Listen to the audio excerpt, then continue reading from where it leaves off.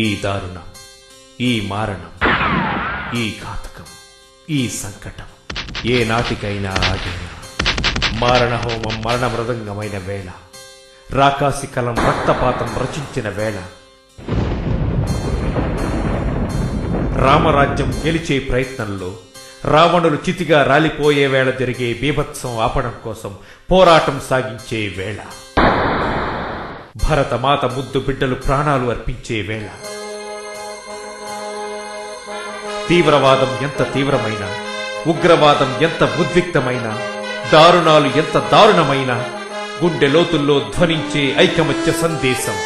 మేము భారతీయులం, ప్రపంచమంతా గర్వించే మహనీయులం. మేరా భారత్ మహాన్, జై హింద్.